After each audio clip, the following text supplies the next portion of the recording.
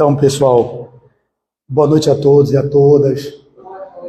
É sempre uma satisfação retornar aqui ao Teresa d'Ávila, porque aqui tenho feito boas relações de amizade, tenho sentido aproximação com alguns corações, algumas pessoas já começam a fazer parte do meu círculo de relacionamento fora da casa, no WhatsApp, já nos conversamos, no Instagram, no direct. Então, nós estamos ampliando os laços, né? Além desses que os olhos podem perceber, para os caminhos da invisibilidade ou dos laços invisíveis, que são os fios que nos unem pelos laços invisíveis do amor. Eu espero que assim a noite de hoje seja do agrado de vocês, porque é um tema do qual eu gosto muito de falar, tanto gosto que esse tema eu já falei no mês passado, no Centro Espírita Luz e Caridade, Centro Fraterno Luz e Caridade, lá no Imbuí. Como o tema é tão palpitante e tão mobilizador para mim, que eu resolvi trazê-lo novamente para vocês com outro título. Mudei o título, mas no fundo, é a mesma mensagem da benfeitora Marta, que vai falar de um tema que, como eu falei a vocês, eu vi ao longo desses 12 anos, talvez 13 anos, não 13 talvez, porque eu tenho 13 anos que eu faço exposições em casas espíritas, mas eu digo de 7, 8 anos para cá, é a temática que eu mais gosto de falar, que é o caminho do autodescobrimento, que é o caminho do autoconhecimento, e esse caminho que verdadeiramente muito poucos de nós conseguimos fazer pelas dificuldades inerentes a esse caminho para dentro. E obviamente que quando nesse dia eu recebi essa mensagem, numa terça-feira, da benfeitora Marta, pelo médium Marcelo Mariano, foi 7 de novembro que ela trouxe. E eu no domingo estava conversando com uma paciente minha, que viajou, eu falei isso na outra palestra, mas vou repetir aqui porque cabe, e ela entendeu errado, que como se eu não fosse a favor de fazermos viagens. E ela mandou uma mensagem: Flávio, como não é bom viajar? Ela estava no interior de São Paulo, nesses lugares aí que tem fundi, eu não sei, o lugar, enfim, mas é um lugar que as pessoas normalmente frequentam, que é frio, que você toma um fundi, não sei o quê. Aí ela mandou, curtindo lá no ambiente, eu digo, tá tudo certo, eu escrevi um texto para ela, e ela, agora eu compreendo você. Porque não é sobre viajar para qualquer lugar do mundo. É sobre o propósito das viagens quando elas têm um sentido, no meu ponto de vista. Você pode ir para onde vocês forem, mas que essas viagens tenham um propósito maior por trás e que seja sempre uma viagem que leve você no movimento de autoencontro, de pacificação e de harmonia interior. E normalmente é o que não acontece.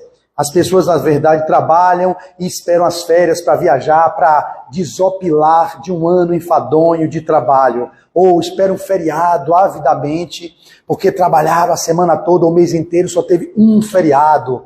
E aí viaja para poder relaxar e voltar na segunda-feira para trabalhar de novo. Como se fosse um fardo a vida e vocês vivessem esperando migalhas de alguns momentos de férias ou de feriados para poder pacificar a alma, ou para poder se harmonizar, ou para se reconectar com aquilo que deveria ser, o que vocês nunca deveriam abrir mão de se conectar.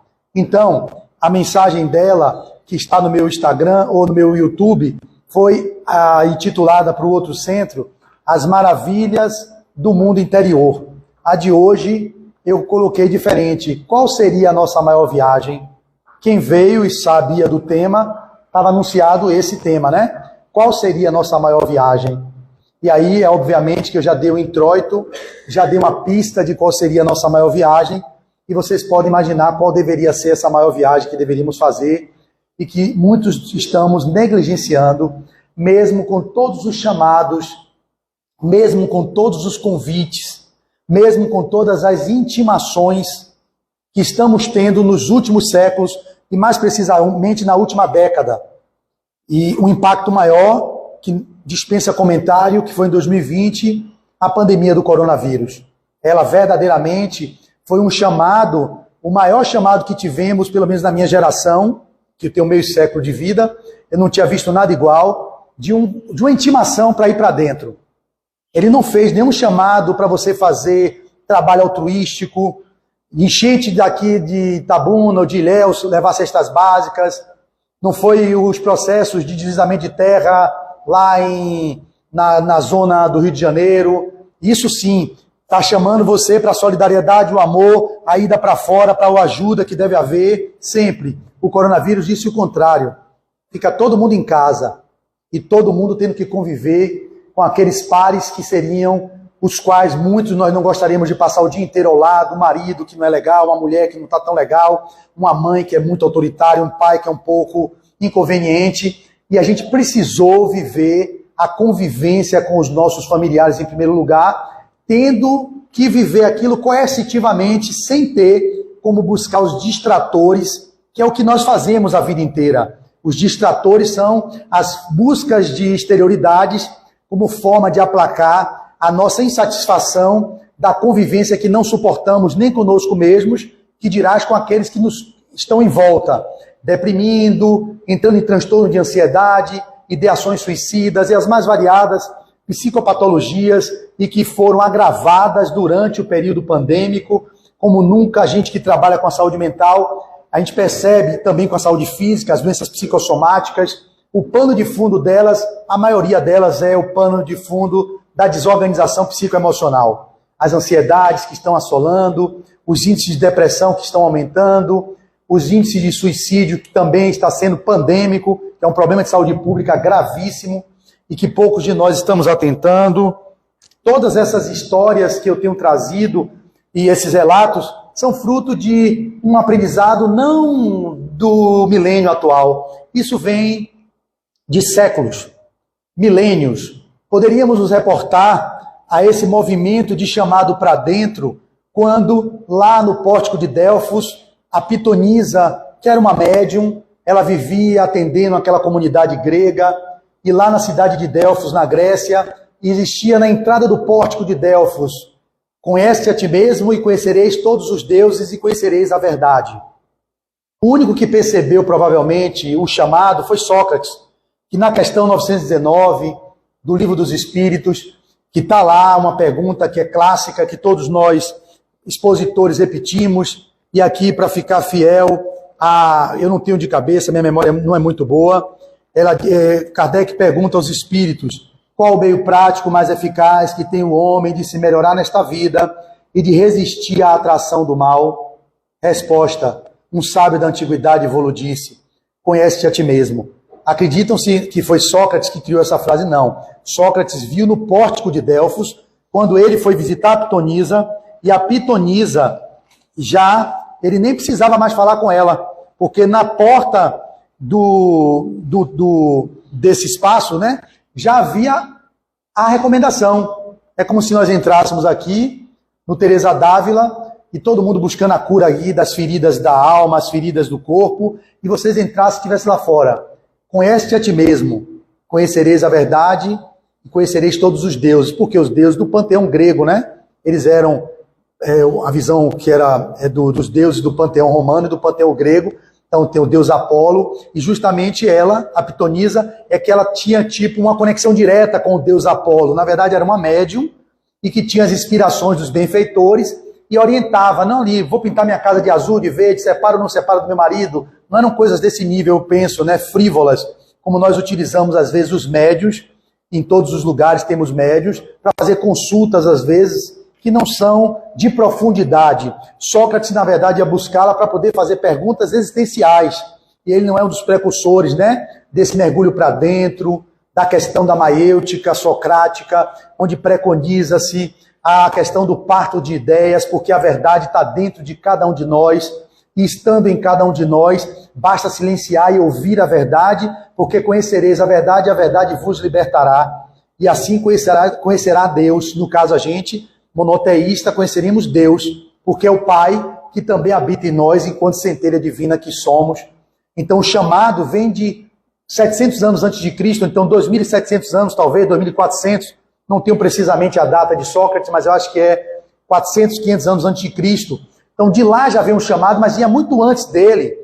E a gente não vai voltar na história, pegamos dele para frente, que eu acho que é suficiente, para trazer que, mais uma vez, no livro de Jung, Memórias, Sonhos e Reflexões, que é uma biografia escrita por uma das seguidoras dele, Jafé, e ela traz lá que Jung vai falar de um adágio popular alquímico, da alquimia, que diz assim: não saias É no interior do homem que habita a verdade. Vai para dentro. Então, a gente vê os alquímicos trazendo um adágio desse nível, Sócrates falando, ou melhor, a pitonisa no pórtico de Delfos chamando para dentro, a questão 919 do Livro dos Espíritos, nos convidando para dentro, e a gente querendo fazer viagens para fora, só viagem para fora. E as viagens para fora é porque nós não suportamos a viagem interior. E aí Marta vai trazer um tapa com luva de pelica na cara de todos nós, principalmente na minha, porque eu precisava dessa mensagem como roteiro, que eram as minhas formas de fala, elas ficam mais consolidadas com essa mensagem dela de 2 páginas, que eu vou ler para vocês. E aí me dá a resposta que eu precisava. No domingo eu falava para minha paciente, ela na viagem retornando do feriadão lá de, acho que era de finados, né?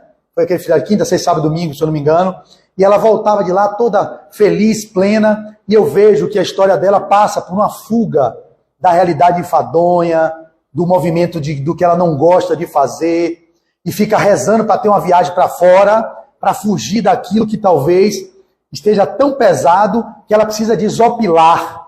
Alguns buscam se drogar, beber, outros usam drogas ilícitas, vão cheirar cocaína, tomar heroína. Acabei de ler ontem, terça, o livro Nação Dopamina. Eu recomendo a vocês, uma psiquiatra, Anne, não sei o quezinho, o livro de 5 horas e 15 de leitura. Vocês podem ler numa semana, se pegar e se debruçar. Linguagem técnica, mas também para leigos.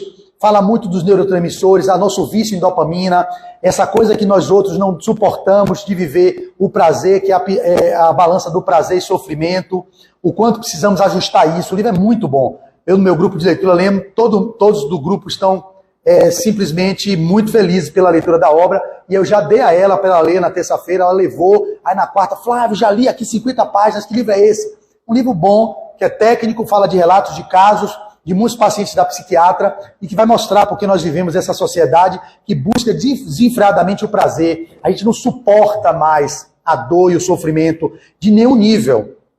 E aí ficamos buscando fora suprir esse vazio existencial que acomete toda a sociedade odierna e não é restrito ao Brasil. Isso é uma condição mundial, pandêmica, no Oriente, no Ocidente, no Norte e do Sul.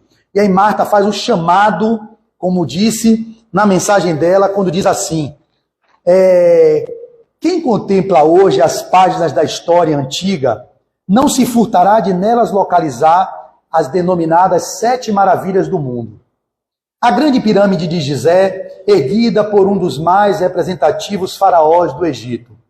Em plena planície próxima do Cairo, ainda hoje se mantém de pé, contemplando 5.000 anos de civilização. O farol de Alexandria, construído em Faros, perto da mencionada cidade, era visto a 50 quilômetros de distância, orientando os navegantes da época para que não se despedaçassem com seus barcos nos rochedos traiçoeiros.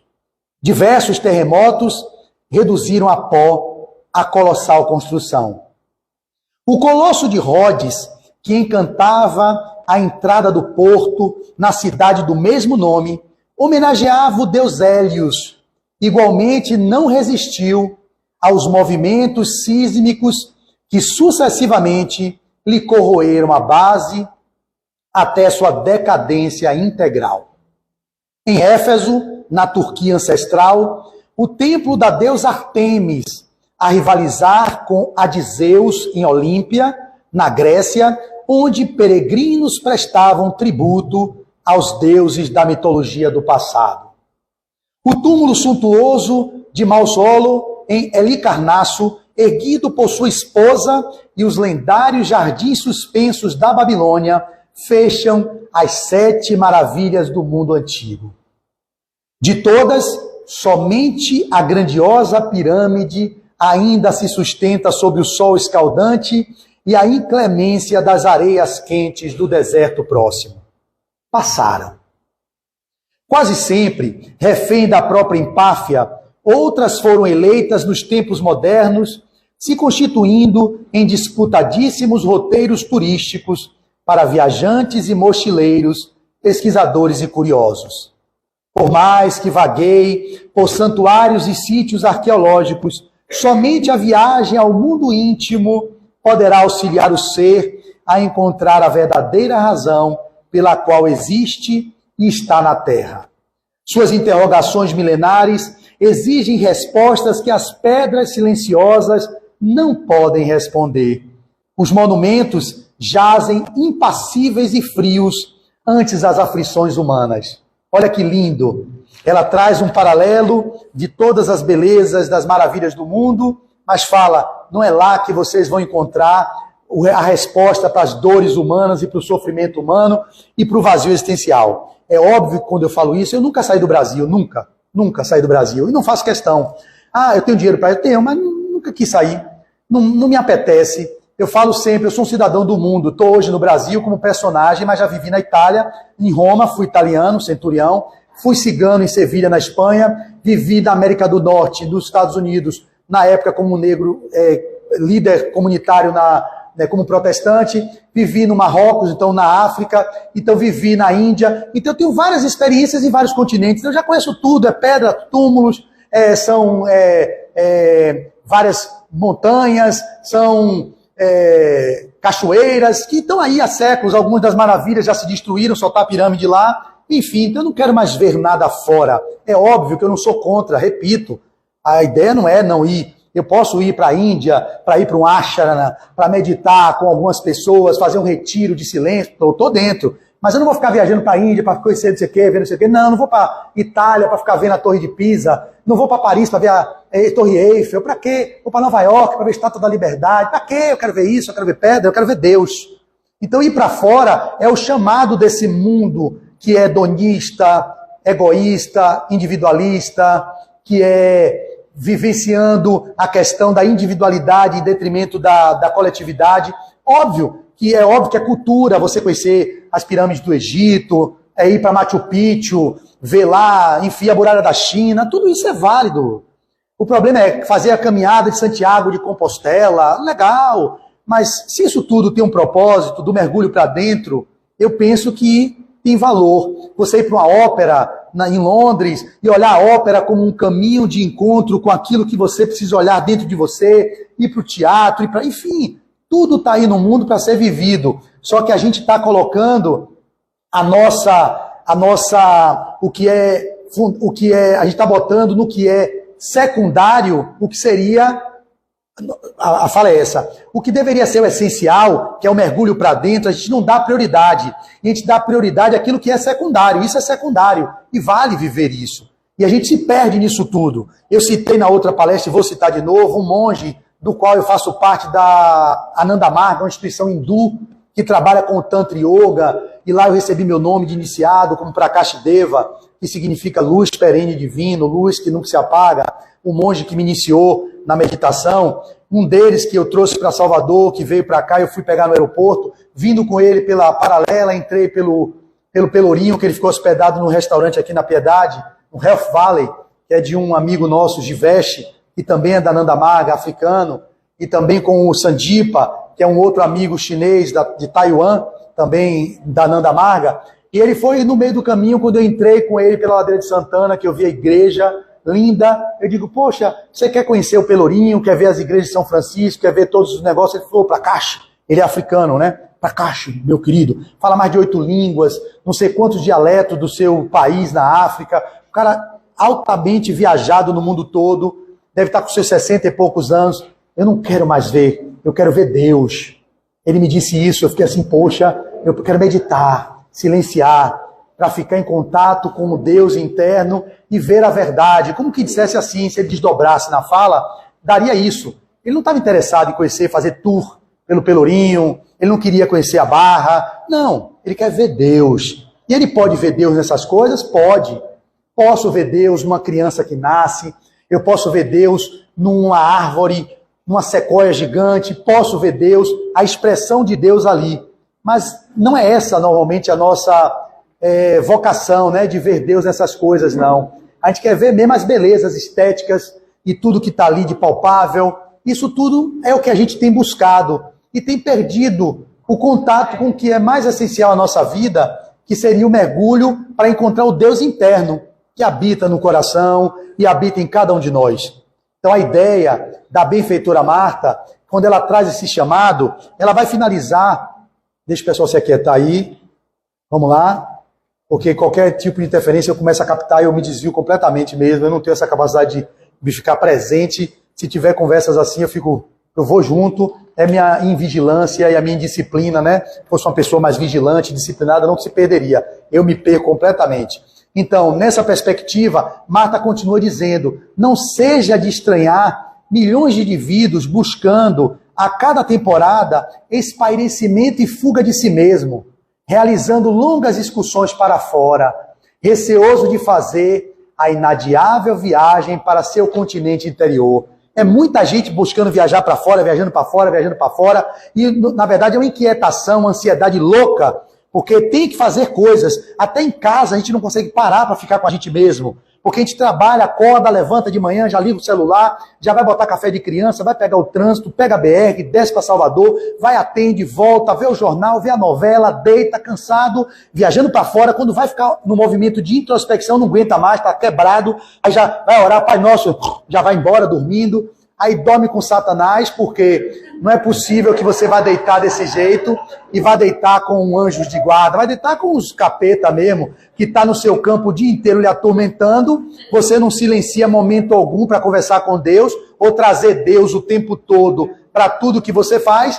Aí quando você deita, os irmãozinhos cobradores evolutivos estão no seu pé, agora que eu pego ele. Aí acha que relaxa e não entende porque dorme e acorda cansado. E por quê? Porque sai do sono, do desdobramento. Esses irmãos, vem para cá. A sintonia é muito mais fácil com eles, porque vocês estão o dia inteiro reprimindo, não olha para dentro, não olha para os vazios, fica tentando ocupar os vazios com doce, com comida, com droga, com isso, com aquilo. E aí quando sai do corpo, no desdobramento, é um prato cheio para as entidades trazerem junto. Vem, irmão, vamos aqui para as regiões mais trevosas, vamos dar um passeio aqui pelas tabernas, vamos aqui nos bordéis, vamos aqui para os barzinhos, vamos aqui para jogatinas, para os lugares todos que você está reprimindo dentro de você e que está tudo irradiando no pensamento e que nós aqui que conseguimos captar essas vibrações, sintonizamos e estamos fazendo com que você vá para o que você de fato quer fazer.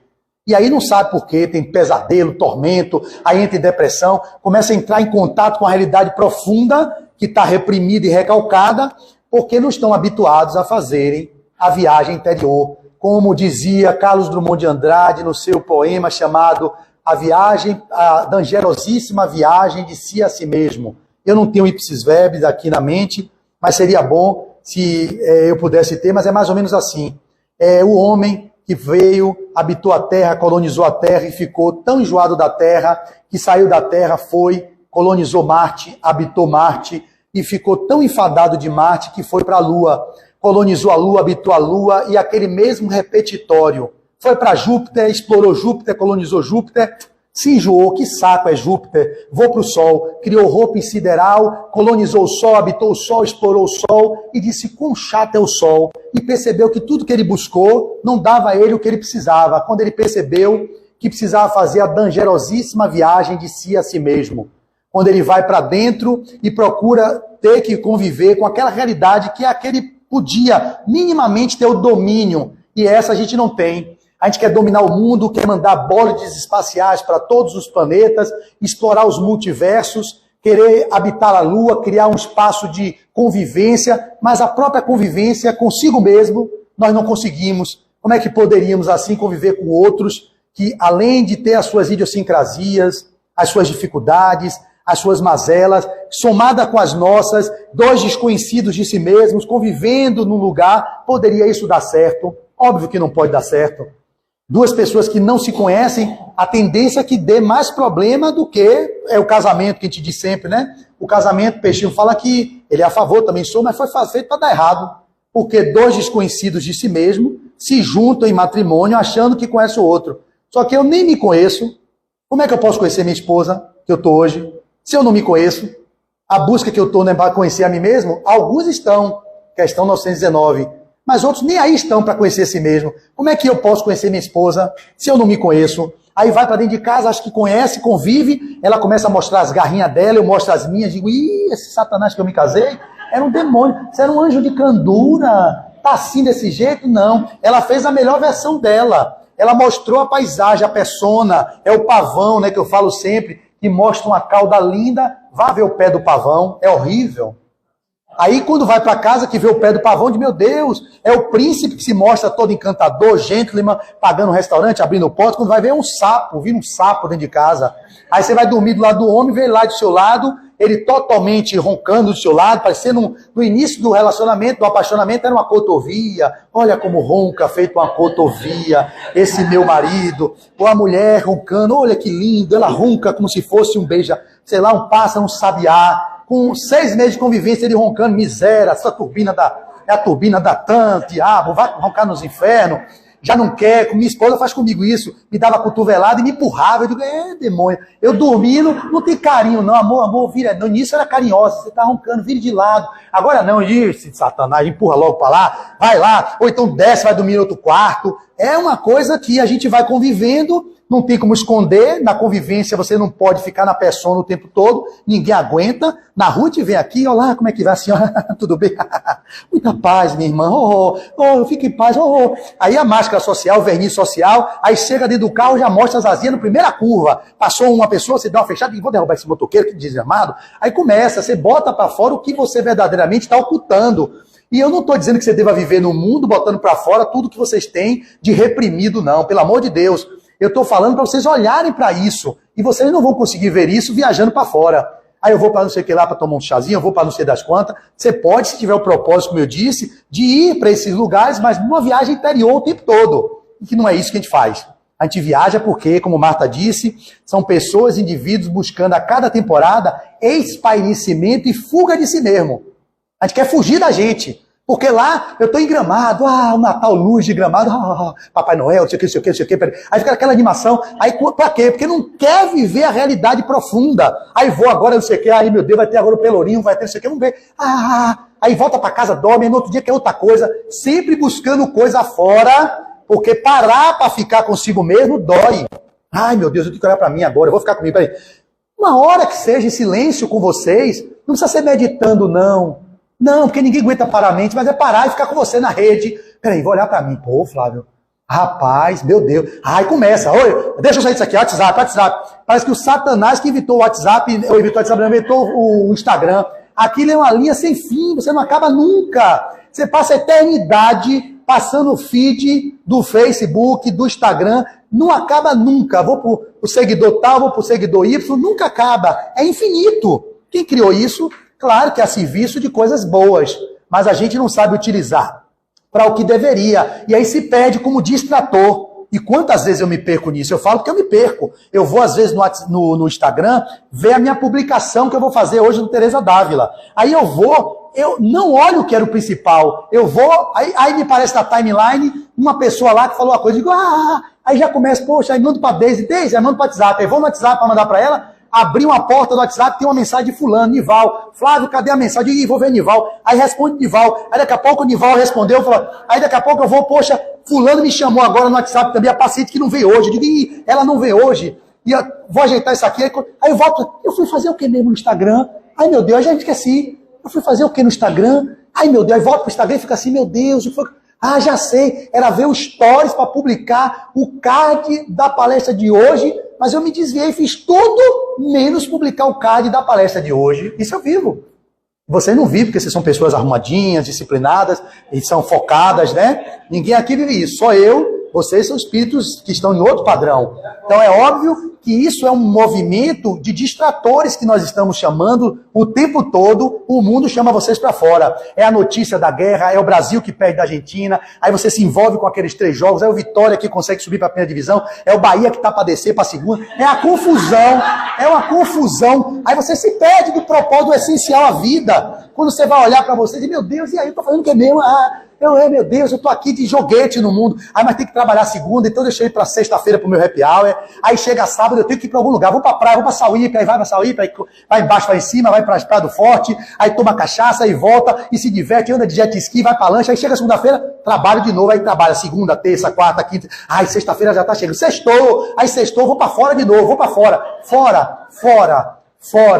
Fora. E aí quando você percebe, ganhou o mundo e perdeu a si mesmo. Quantas pessoas estão fazendo isso? Ganham o mundo e perdeu a si mesmo. Será que é esse o propósito da nossa encarnação? A gente está no mundo para ficar vivendo desse jeito? Como autômatos? Ou sendo teleguiados pela cultura, pela mídia, pelos fatores externos que fazem o controle das nossas emoções, que gerenciam as nossas escolhas? Marta chama para esse lugar. E ela continua: medo não seja de estranhar milhões de indivíduos buscando a cada temporada espairecimento e fuga de si mesmo, realizando longas excursões para fora, receoso de fazer a inadiável viagem para seu continente interior. Medo de se descobrir vazio, aflição ao constatar que suas supostas verdades são fantasias, erguidas em plena estrada da ilusão. Frustração ao perceber que nadou e não saiu da praia dos prazeres fáceis. Suas relações afetivas estão centradas em interesses passageiros e não em sentimentos profundos. Claro que tem raras e honrosas exceções que vão confirmar a regra. Sua busca pelo sagrado estacionou na contemplação de ídolos de pedra, onde prevalece a convenção social que agrada ao ego, desnutrindo a alma sedenta de Deus. Que mensagem, meus lindos!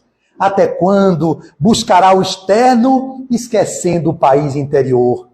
É um dilema que atinge a quase todos. Para atender essa massa de esfaimados de luz, veio o Senhor aos círculos da evolução humana. Não indicou substitutos. Não se fez representar junto aos homens e mulheres por secretários particulares. Veio pessoalmente conviver com nossas misérias e sentir nossas dores. Esteve com sofredores e injustiçados, perseguidos e desamparados. Anotou nossos males, contemplou nossa rebeldia e lamentou profundamente nossa ignorância acerca das divinas leis, mas nunca se dobrou ao pessimismo, nem fez da agressividade sua plataforma de acolhimento. Exaltou o grão de mostarda, destacou o lírio do campo e abençoou a semente lançada em solo fértil. Qualquer mínimo gesto de boa vontade tinha dele a integral atenção, como no óbolo da viúva. Vocês sabem a passagem do óbolo da viúva. Aquele óbolo que a viúva colocou no gasofilácio, para ele teve um valor muito maior do que o que veio antes, que deu 1.000 moedas, o outro deu 500 moedas. Ela deu uma moeda, mas deu do que era o essencial a ela, porque ela se tocou com aquele chamado no momento em que ela depositou. Quantos de nós damos do nosso excedente e aí aos olhos do mundo é visto como maior contribuição do que às vezes eu que tenho 18 anos nas ruas de Salvador e que acompanho, se fosse fazer um trabalho social de análise da convivência com aquelas pessoas, quantos deles na miséria profunda, às vezes estão capazes, claro, tem muitos egoístas também, de dividir o pão com o que está do lado, de ter o cuidado, de dizer assim, não, deixa o pão, porque tem um pessoal ali na frente também, que vocês vão entregar ali na frente no comércio, que não passou nenhuma equipe ainda para entregar. Quantos de nós vivemos nesse egoísmo extremo, olhando só para dentro de nós, e às vezes não percebemos o amigo que está ao nosso lado, o familiar que está do nosso lado, que precisaria de um mínimo de atenção, não só material, uma atenção de uma escuta qualificada, um ombro amigo. A gente não tem tempo para o nosso irmão, com raras e honrosas exceções. A gente não está tendo nem tempo para cuidar da gente mesmo. Ficamos nesse lugar, nessa selva de pedras, girando, como se fossem buscando o que nem sabemos o que buscamos.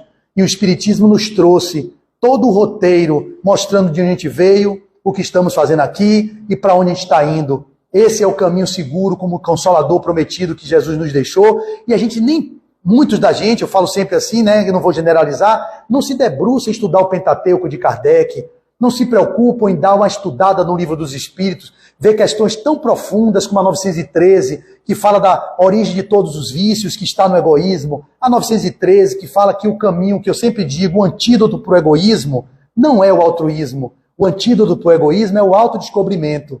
Ninguém combate egoísmo mudando o comportamento para ser altruísta. A gente combate o egoísmo olhando para dentro. Buscareis a verdade e a verdade vos libertará. E a verdade não está fora. A gente tem buscado, no meu ponto de vista, nos lugares errados. Se a gente buscasse a verdade dentro, nós seríamos Deus enquanto Deus disse que Jesus falou que somos. Vós sois deuses. A gente não consegue expressar o divino que somos, porque a gente não se contacta, nem se conecta, melhor dizendo, com o divino que somos.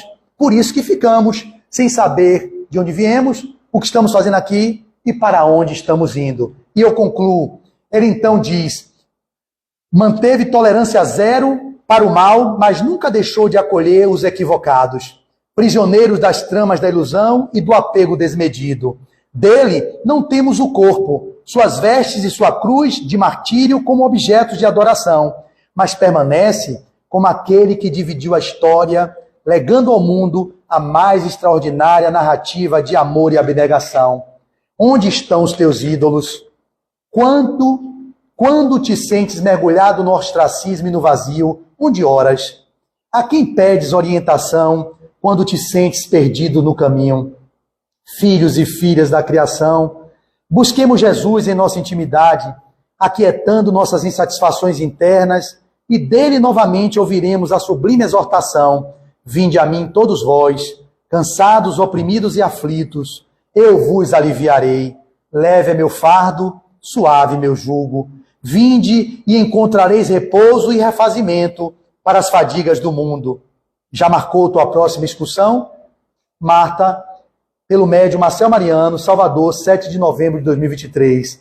Para onde vocês vão excursionar nas próximas férias ou no próximo feriado? Será que o caminho para dentro é tão enfadonho que vocês não dispensem 7 dias da semana, ao menos 10 minutos por dia? É o mínimo que a gente pode ter, 10 minutos.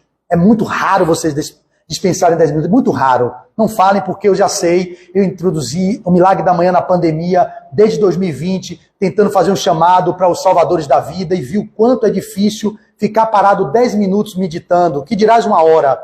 Então, se vocês dessem de seu tempo, nem que fosse 10 minutos, para viver a experiência do mergulho para dentro, vocês estariam encontrando cada vez mais a verdade, se conectando mais ainda com Deus, e nesse silêncio, como Santo Agostinho disse, ao final de cada dia, fazendo um balanço da trajetória de vocês do dia, vocês iam encontrar o caminho da verdade, da beleza que vocês são, enquanto filhos de Deus, que todos somos, e que caminhamos para a bem-aventurança, e que mais cedo ou mais tarde iremos alcançar. Sem mais, eu sinto que ela já levanta, porque o horário já se encerra. A senhora levantou a mão, quer fazer uma pergunta. Eu finalizo deixando ela perguntar e, ao mesmo tempo, agradeço a atenção de vocês. Muito obrigado. Pode perguntar. Eu achei linda, belíssima a exposição do senhor. Eu só lhe digo o seguinte, rapidamente, você veio com as pessoas muito na vida. E há pouco tempo eu venho sendo feliz. Vem sendo feliz? Vem sendo feliz? Venho sendo feliz. Beleza, certo. Mas nunca deixei de agradecer a Deus cada momento. Eu estava viva e continuava lutando para ser feliz. E hoje eu continuo amando, adorando o meu Deus. Mas nem por isso, Senhor, eu deixo de apreciar uma viagem com meus irmãos, um passeio com meu Deus, com a minha vida. Perfeito. Não é por isso que eu deixo de amar o meu Deus. Perfeito. Uma coisa não anula a outra. Foi a minha fala o tempo todo, que vocês façam as viagens, mas não esqueçam da viagem anterior. A ele por essa viagem. Isso está tudo certo. É esse o caminho. Se todos viajassem para fora com essa proposta, o mundo seria um outro mundo, não seria necessário a benfeitora Marta falar o que falou aqui. Então eu agradeço a contribuição dela, mas eu acho que o que ela fala é para poder mostrar a vocês que é possível viajar com Deus no coração, agradecendo a Deus e verem tudo que Ele criou, a beleza dele, mas não se esquecendo do propósito, que é o contato com o espírito imortal. Valeu? Obrigado aí. Tudo bom, minha amiga? Aqui, meu Deus. É a velha aqui, ó, a velhinha. Porra de... 108 anos de idade, 200 anos de idade nas costas. Então, gente, onde é que está isso publicado? Só para dizer, meu canal do YouTube, Flávio Nery Azevedo, todas as mensagens de Marta, tá lá, tem mais de 500 mensagens. Marta é o espírito que dá comunicação através de Marcel, é a mentora dele, ok? Espírito de escola mesmo. Eu falei que a gente tinha que começar correndo, porque a gente queria